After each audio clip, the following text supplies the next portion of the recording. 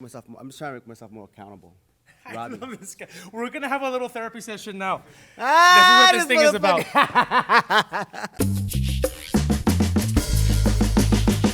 Yeah, hey, this is the only type of format that I should be doing, bro, because I'm too long-winded.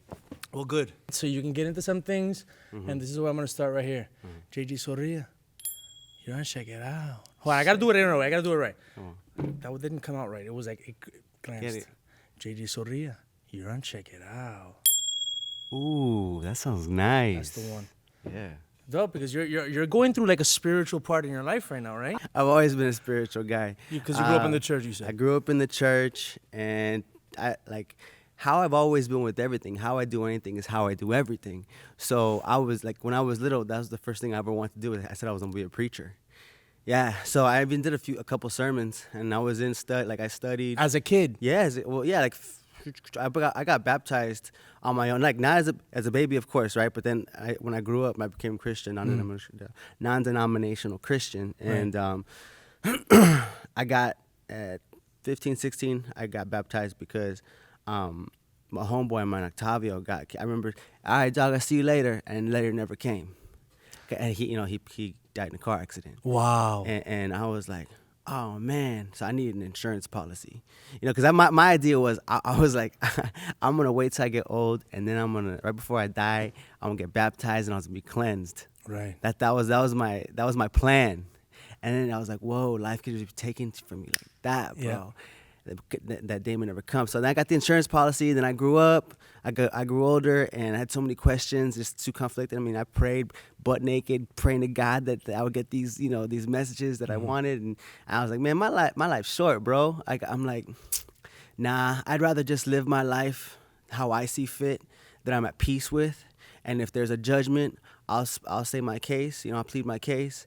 But I'm willing. I'm man enough to. If there's a judgment, I'm man enough to be accountable for the life that I led.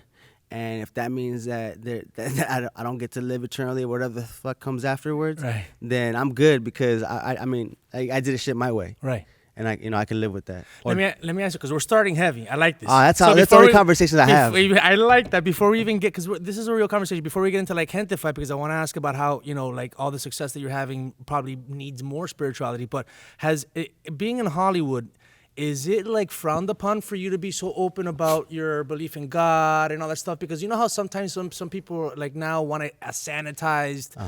Don't talk about religion. The way I'm going to answer that question is I don't care. Nice. That's what we need more in Hollywood. Just people just speaking the truth, their truth at least, and not so much worried about what everybody feels about. Yeah. I mean, the people who are going to resonate with me and like me are going to like me. Right. And those are the people I want to be surrounded around. You know what I'm saying? Like people that I don't click with, that's fine. Right. That's fine. That's cool too. You know what I'm saying? But I mean, my whole thing is about the experience. Right. Especially in this industry where people are trying to attach themselves to other people, like, with names and all that stuff. I personally, I mean, that's cool, but my main thing is I want to be working with people that I enjoy being around, that are obviously talented, and it's about the experience of the whole thing. You know what I mean? And so the experience has to do with the people you're with. We could transition into Gentefied with that, because we freaking love each other. Yeah, it shows. Make a song about it. You know what I'm saying? But it shows. That's one thing. That's one thing that it shows, man. And you see it on the screen. And Gentefied is probably, not only is it one of my favorite shows right now because it's really good and it's really funny. Also, man, I've seen so much of the cast just work hard, man. You guys have been busting your ass and grinding for a bit now. And now you guys are, Carlos Santos and Francisco Ramos, yourself, and Spars, everybody's in there. I was, when I went to go see the screening over there at CA, I was telling my friend who's not Latino and he was really into it. I'm like, dude, we're gonna hang out with these guys afterwards because these are the people that I've been seeing, really come up in the game, and I'm proud to see them and on something that resonates with everybody, and it's also funny and entertaining, because he was like, dude, I'm gonna go home and binge watch this thing tonight, and he's Canadian, but he was resonating with the story. But let me take it back a little bit to the spiritual stuff. Yeah. Well, no, but were you gonna say something right now? Shit, I was. No, but that's fine. So let's get back to the spiritual stuff. Now that you are I mean, you have the lead role on a very buzzed about show on Netflix. And when I saw some of the other episodes the other day, I saw it was like, number 3 on Netflix trending, because now they're adding those numbers. So I'm like, all right, people are watching this. Do you need more spirituality now because you're really getting over this other threshold in your career where more people who are going to come out of the woodwork, maybe fake, maybe not have your best interest in mind? I'm so freaking fortunate that my path has been what it is, bro, because it's already set me up for this. Right. Like I said, I knew this shit was gonna be a hit. Right. And like early on, because again, this wasn't what I planned to do. Right. My dream was to be a professional athlete, and the athletics is what I love, which is why What did you play? I played baseball, football. I practiced a lot of football more than I played. Right. If you know what I mean. You know what I'm saying? Like you look more like a baseball player, but in high school, I bet you were what were you, running back, linebacker? Nah, bro. I was skinny. I was wide receiver. Oh, okay. Yes. I played receiver too in high school. Yeah. But like I practice hard. That work ethic that I have now, I got from playing sports, and I've always had a extreme. Like I said, when I did church, when I was like I went all in, and I was doing my best to live my life by the word of God, this Bible. Right. And then when I just had too many questions, I can't. I'm a man of my word, and I'm not a hypocrite.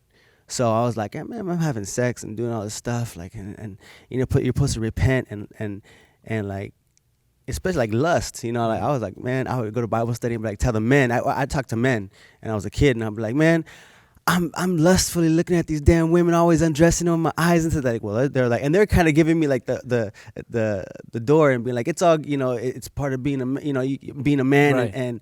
and you just gotta repent. I was like, nah, you're supposed to repent and stop doing that shit. Right. You know what I'm saying? That's the point. You're supposed to do it. So I was like, man, this is my fucking instinct. Right. And I go and I had a real long conversation. Had so many questions. Like I said, man, I was praying butt naked, crying that would get some answers. And I said, I can't do this. I can't fucking be a hypocrite and just be always saying sorry. And I go, no. Let me and go and living just having so many questions that were not answered, and being that this is the only life that I have that I know of, at least for sure, I'm gonna bet on me, right, and do shit my way, right. Because that's me, that's JJ. I'm gonna do shit my way. So I just want to say jaywalk. You know what I'm saying? That's hilarious. Create your own path. I like that. All right, you jaywalking. That's my brand. At what point did you decide you wanted to be an actor? Because I mean, you had the athletics. I see you as a very athletic guy. I'm talking about someone who likes competition. Has an athlete state of mind. At what point did you want to do something as sensitive and vulnerable as acting? Oh man, so my path was initially out of school. I want to be. I just want to tell you this whole thing. When I got out of school, I wanted to be physical therapist, and then I realized that shit was boring, at least for me. I be stuck in the office all day. I was like, oh shit, because I was like, I wanted a job that could help people make a good, consistent living, and I can make a good living. I get to help people, and there would always be a need for it, So I was like, well, as long as people got old and people got hurt, I'd have a job, But I never thought about being happy, right? And I was like, oh shit, what the hell? So I had to reevaluate my situation. Went back to school. Long story short, had a conversation with my college counselor. She goes, you need some extra units. You could choose between painting, drawing, or theater. And I was like, oh fuck, I was never good at the arts. Right. In arts and crafts, I used to best get a C. Right. So I was like, all right, painting sounds boring. Drawing, I can't do to save my life.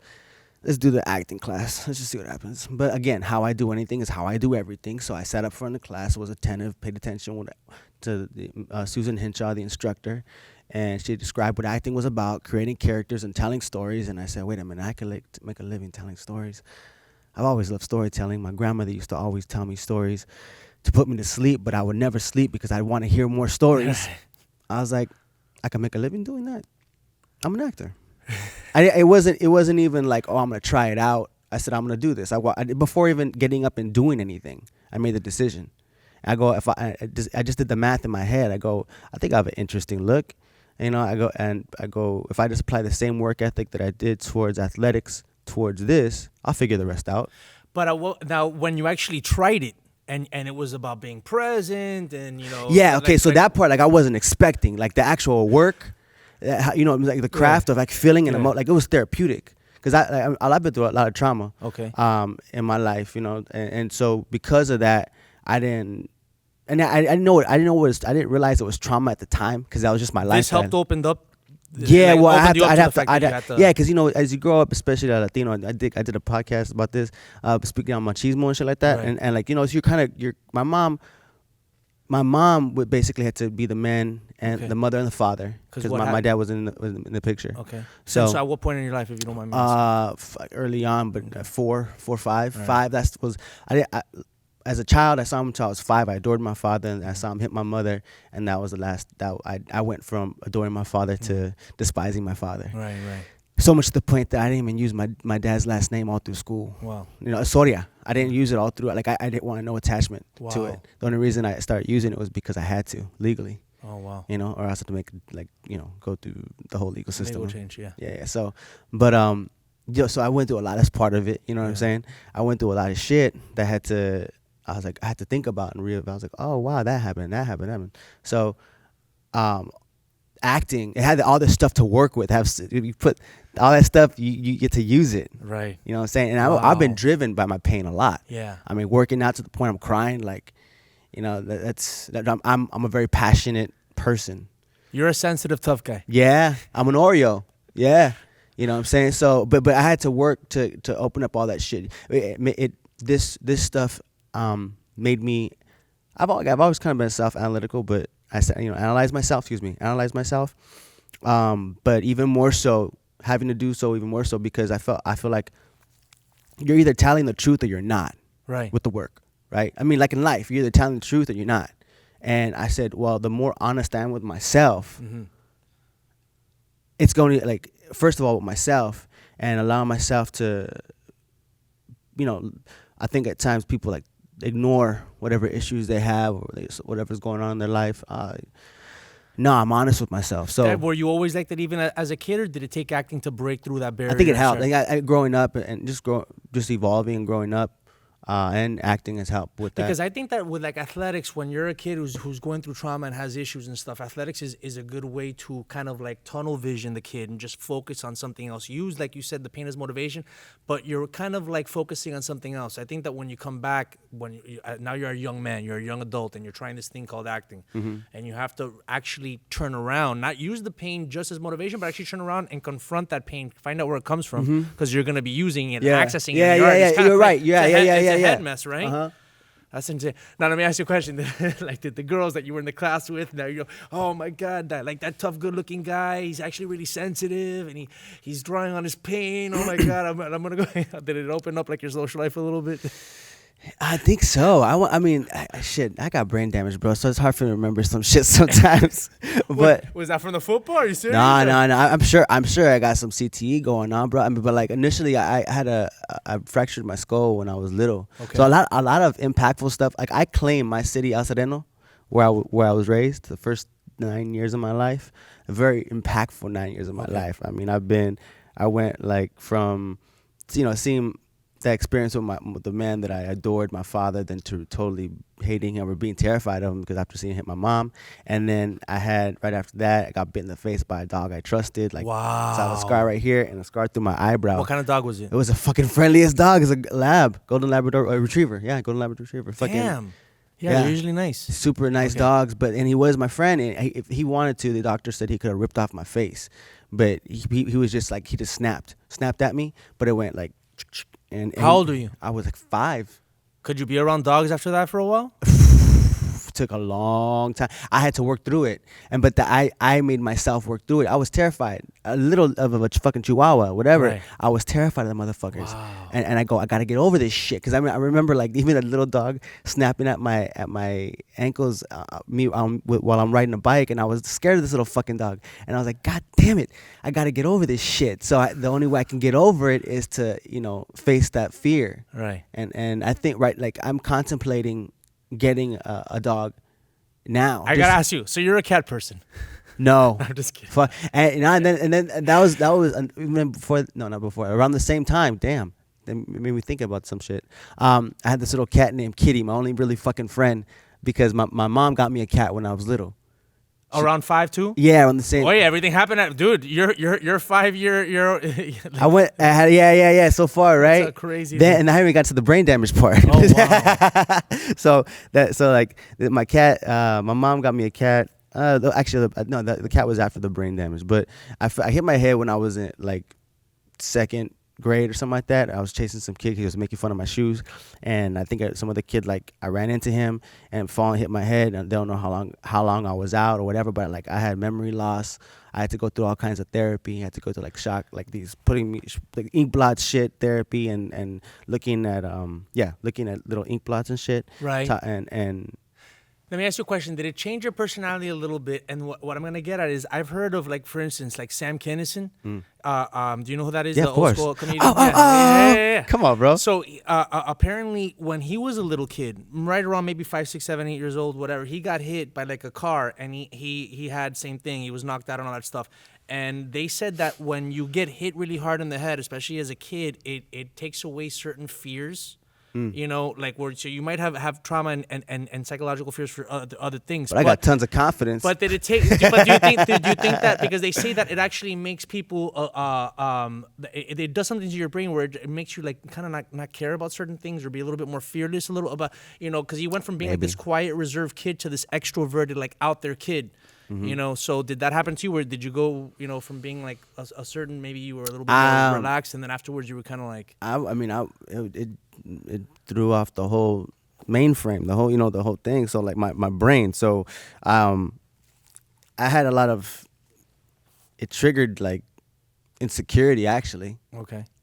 Yeah, because I had to figure out, like, I couldn't remember stuff the way I used to. And have you recovered some of that? Yeah, well, before I can go there, I'll tell you how the experience of that was some shit after it hit my head. And then, so after hit my head, dog bite, hit my head, and then I was molested. All this shit, like, all that happened, like, you know, yeah, bro, like, bop, bop, bop, bop, bop, bop, bop. Couldn't catch a break. Now, but again, I'm grateful for it all because it's made me who I am, and I love who I am. You know. Hey, listen, not to put like a light spin on like traumatic stuff, but you really do have stuff to draw upon as an actor. Yeah, bro. Hey, I'm great. Yeah, because, dog, the fact that I've been through that shit, I've actually, through social media especially, I've helped out a lot of people because I'm so transparent. Right. People come to me and they'll be like, you know, I don't know why I don't know. I've heard that a lot. I don't know why I'm telling you this, you know, but and then they go into whatever they got to go into that. And all I do is I'm like a uncertified therapist. Yeah. You know, so because I've worked on myself so much. I did all the rebuilding of myself and realizing, like, making sure that my ego is in a good place. Like people, when they say, oh, don't ever change this and that, I'm like, I note it, but like I've been working. They don't know that I've been working on myself for so long. Do you do therapy now, and is it like opening up other things that you've already, or maybe, you know, you realize how much work you have done that when you talk to a therapist now, it's like you're almost. I've never talked to a therapist. So you haven't. So everything you do is on your own. When I was a kid, okay. for my the head stuff. But as far as today, you don't go to a psychologist, psychiatrist. So everything for you is you work on it internally and spiritually. Yes. I assume. Right. Yeah. Interesting. Everything I just work. I've only been to a therapist a couple of times, and one time it was like after a bad breakup, and honestly, I had been doing a lot of fucking like Molly and shit, so I was super depressed. You know, like day in, day out.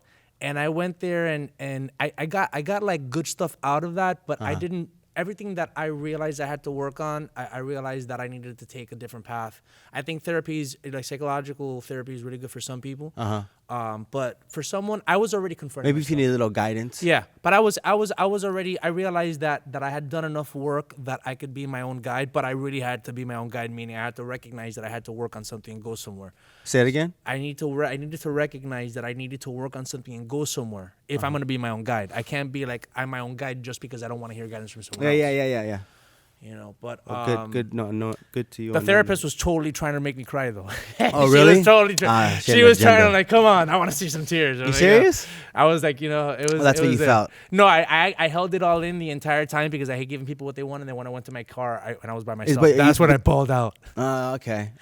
I cried, but not in front of people. Well, hold on. Was she trying to get you to cry, or was she trying to get you to get to whatever the fuck you're dealing with. I think she was trying to do both. It's like, we can get to what you're dealing with, and I can see some tears. I'll know I've done my job that day. It's like Whenever I talk to anybody, that's not my point to get them to cry at all. I when I talk to people, I just ask themselves questions. They don't even got to answer me. Right. You know, I'm not.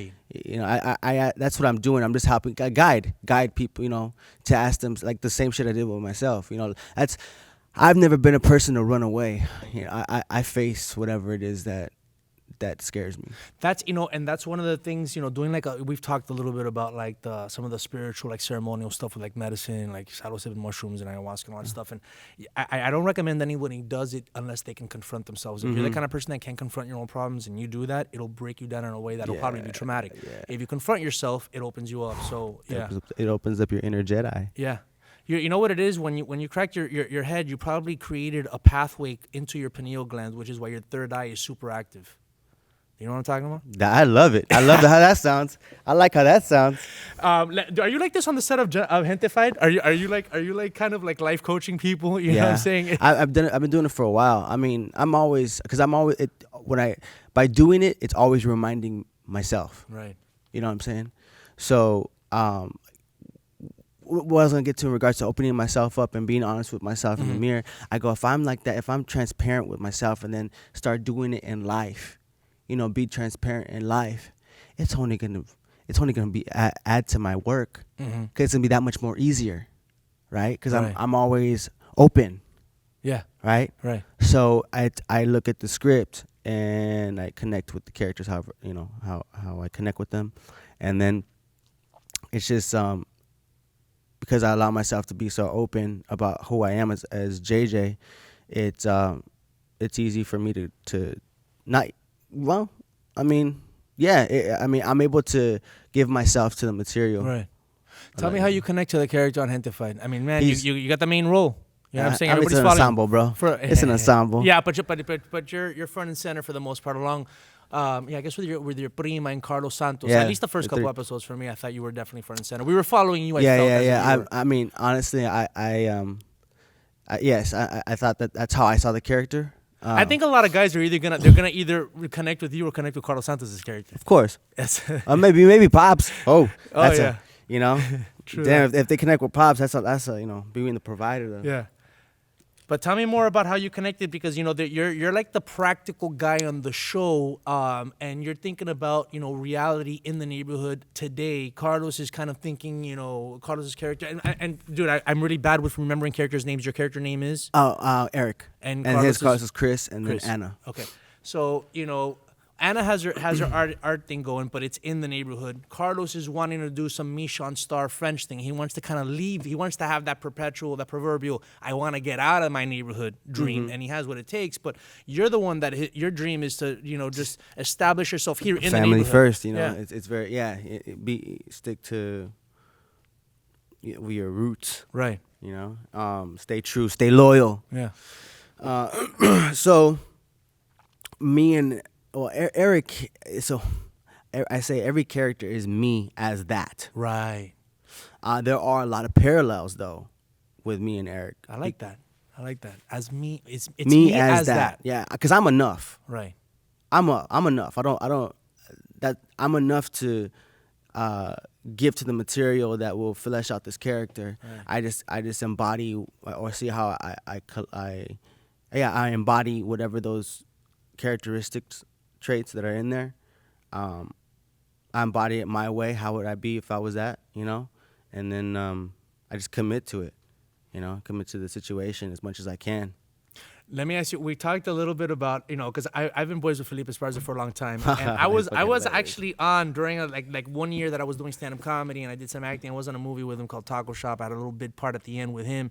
And I was hanging out with him in the trailer. Taco Shop, yeah. Smoking. I was smoking with him the entire time. We were smoking there the entire time. And this is back when Felipe, like, you couldn't understand what he was saying. I'm talking about, like, literally, like, he talks, and unless you like, you know, like, knew him, you did. And it doesn't matter if you were Latino, you're Mexican, spoke Spanish, it doesn't matter. You couldn't understand half the words that were coming out of his mouth. Okay? he enunciates much better these days. He does. But how was he with like during the scenes? Was he a little intimidated because now he's being thrust into way bigger speaking roles? He's a much big, he's being put out there more, and this is a big opportunity for him. And I love the connection between you and him. I know. I want to go into that more. Yeah, tell me. Next season, that'd be great. But tell me about how he was on set. Were you also giving him like the life not the life coaching from life, because that guy has lived a life and a half, but Right. but maybe some acting coaching. Yeah, we went over the stuff, and he would we worked on it. You know what I'm saying? He was good, man. His fucking the way his rhythms and the way he did it, he fucking did that. He rocked that shit out. You got a couple comedians. I mean, you have Carlos Santos is also a comedian. Hold on, I gotta say his go. fucking line that cracks me up. Hey, is Anna still gay or nah? It's just hilarious. I love that. Or nah. I don't know. Oh, man, you know why? Because it's of the possibility, Shakespearean, bro. He has so many. Yeah. It's Shakespearean, bro. Yeah. Man. He's something else, man. Like I actually had him on the first Checkitow that we ever did last year. But and it's funny because he's vegan, and he doesn't mind me making fun of this. But he's like, I'm like, man, I would expect you to have lost more weight for being a vegan, but he doesn't mind. He doesn't mind that I point that out. He's like, no, yeah, he's cool. But you have actually a lot of my comedian friends. I mean, Carlos Santos, a lot of people, they see him more as an actor because that's what he's focusing on. But he also does stand-up comedy. And then my boy Francisco Ramos is another boy of mine. Like, you have a lot of comedians on the show. What's the dynamic between the thespians, the theater guys like yourself, and the comedians? Like, is there? You talk about like how Felipe had good timing. Is there like a groove that you guys need to find in terms of each other's processes? Do they not like? I mean, they're actors too. Right. You know what I'm saying? They're both. They got dual talent. You know what I'm saying? And even that like whole thing. I don't even identify as an actor. I identify as an athlete. You know that's what I am. I'm an athlete. I just play this game.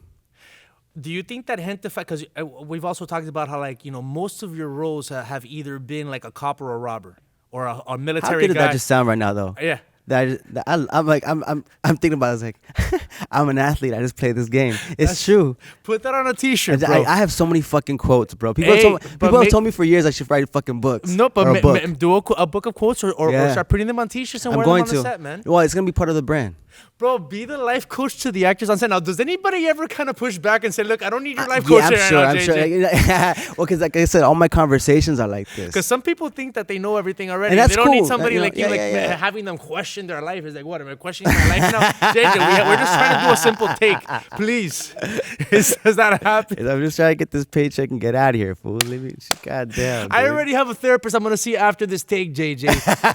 Please. I don't want to talk about like my traumas right now. We just got to get the take with the cafecito and the line and just get out of here, bro. We're running late. Shit. That's hilarious. No, start giving life coaching advice to the directors and writers a little bit more. Oh, man, they're the ones that need it because they think they know everybody. Yeah, I mean, they think they know everything. I talk to everybody about this. It don't matter who you are. So Marvin Lemus and Lydia, right? Lydia, what's her last name? Linda Chavez. Stop, bro. God, your name is super. Do you know? I mean, okay. First of all, I've been called JJ my whole life. Right, but they call you Sarria, JJ Soria. I know, but some people might never say Sarria because that's another version. I know a lot of people named with the last name Sarria. I don't know if that's like a Cuban thing. Not Soria. So I wonder if anybody's ever called you JJ Sarria. Maybe. I mean, Soria. Yeah. What the fuck? Wait, no. Okay, so Marvin Lemus and Linda Chavez, they wrote and directed every show? They wrote the pilot, and Marvin directed the first 2 episodes. How many writers did you guys have on the show? I think about like 6. Okay. I'm just tossing a number out there. I'm not thinking about each name. Did you guys do a lot of rewriting on set, like before you shot? We had a lot of writers. What are you saying? But did you guys do a lot of rewriting on the set, like as you guys shot? They definitely trusted us to improv. Okay. Some stuff. But I mean, what they gave us was gold, bro. Right. Yeah. What Marvin Lemus and Linda Chavez gave us was gold, along with the rest of the writing squad. Monica Mesa, our showrunner, was also a writer on the project. She's an amazing writer, and I gave her a lot of praise and thanks. I thank her so much for giving me so much meat on the bone, bro. She gives me stuff to sink into. I mean, and I need it too, because like I love the physical roles. I love the shoot 'em up, bang bang stuff. Well, that's what we were talking about. I'm interjecting, but it kind Yeah. of related to where you're going to now. Yeah. So you have a lot of cop and robber roles and army guys sorry. because you know how to, like you said, I was telling my friend that day after the thing, you know how to do, everybody do the thing. How do you know how to do it? Everybody get down! Like, You're awesome at that. You're awesome at that. And you can also be the guy on the other end going, yeah, we gotta get the fuck out of here, bro. Let's, you know. Yeah, exactly. So Gentefied is different. It's you're a son, you're a grandson, you're trying to make things happen. You're a dad on the way. You know, Yeah. it's a whole different sensibility. You get to be a little funnier. You get to crack jokes. You get comedians on the set. Was this different? Was this different mental preparation? You know, and then you're saying about the physical role, but like I haven't seen the whole season yet. At what point do you get to be more What physical? episode are you on? 3. I know. I haven't had time, dog. I understand. Because if you had time, It gets physical later on. no. I was gonna say that. Shut up, bro. That's my sentence. The level of disrespect. The level of disrespect. I didn't have a parking spot for him, and when he showed up, he goes, "The level of disrespect." But we got him. We actually ended up getting him a better one than he would have had if I would have pulled up right beyond the fucking camera. I'm right here. Shit. We were talking about the role. Oh, physical. Yeah, so I love doing all that stuff, but no, in this show, what I was gonna say, just the show gets. I was talking about because you're on episode 3. Once you have a time to sit down and watch the show, it goes by quick. Yeah, you know what I'm saying. So I understand it has to be because you don't have time. I'm doing this weekend is gonna be binge watch city. It's okay. So there's that. But is it physical? Nah, not compared to what I'm used to doing. You know, I love that shit. So what in regards to prepping and everything, like okay, the oath that I did, that was action and drama. Right. I got suspense.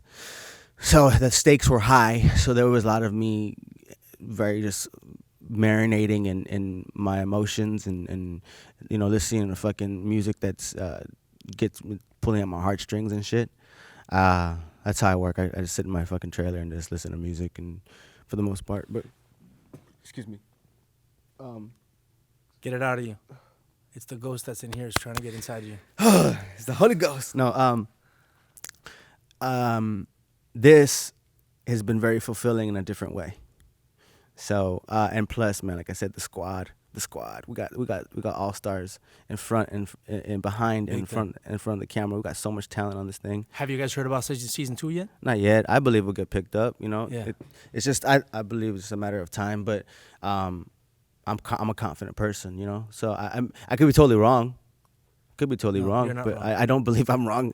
Like I said, everything happens for a reason when it happens, and I'm just so grateful that I realized that. I'm so grateful that I'm grateful. I'm so grateful that I'm so grateful that because like I say, I look at life through a lens of gratitude, and everything that matters comes into focus, and that like I'm grateful because I have those lenses of gratitude on.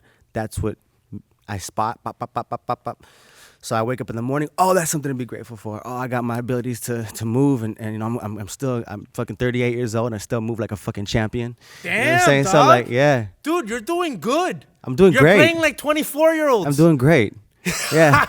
so you're still playing like the guy that just got out of the academy. But it comes from the inside of me. You know what I'm saying? That. Does it also come? Do you have kids? No. Okay, I honestly, don't you think that kind of keeps you young? Yeah. Because all my friends that have kids, the accelerator button hits on the aging. Mm-hmm. Well, yeah. I mean, you're responsible for more. Do you want kids?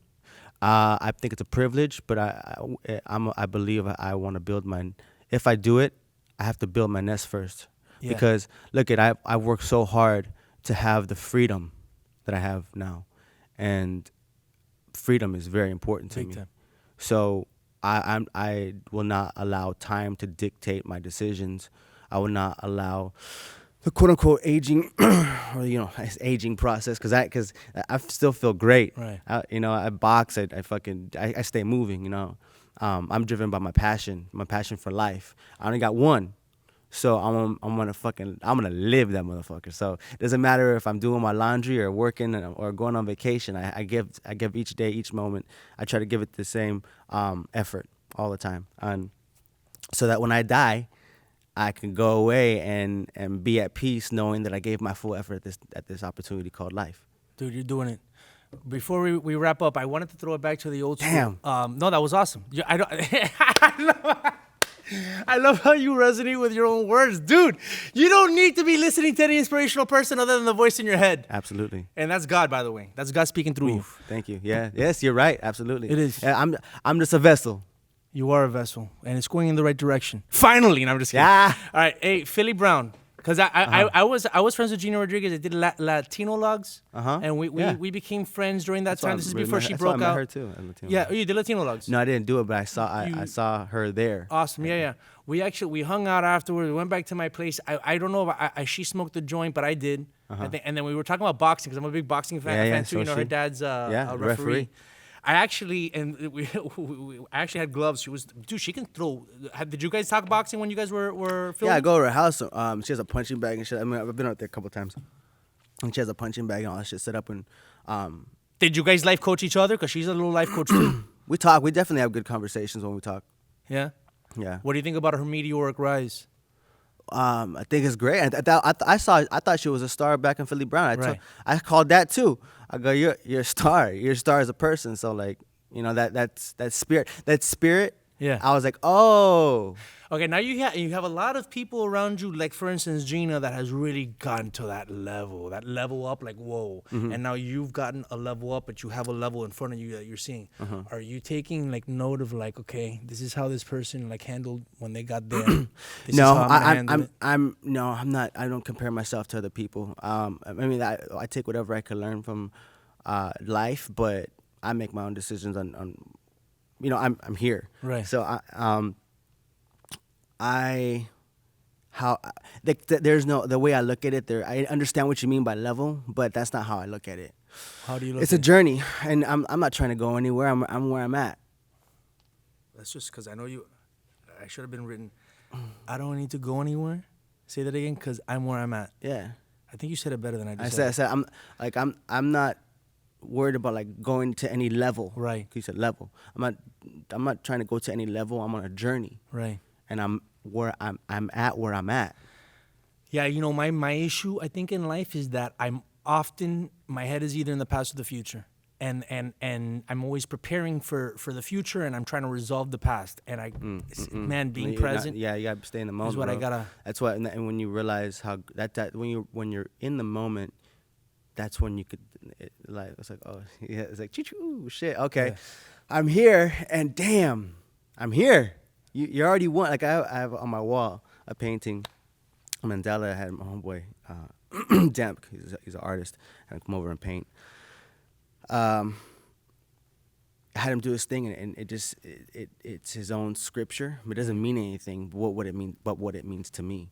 And on the bottom he put, "Brother, we won," because while he was doing it, I was talking to him like this, and he has the same type of mindset. And at the bottom he goes, because I feel like I got to put "Brother, we won," and because I told him I said we already won. I go, we're here. We have the opportunity at life. Again, another reason to be grateful, this opportunity, right? Mm-hmm. So I start like that. I've already won. I'm here. I'm going to get to live this experience.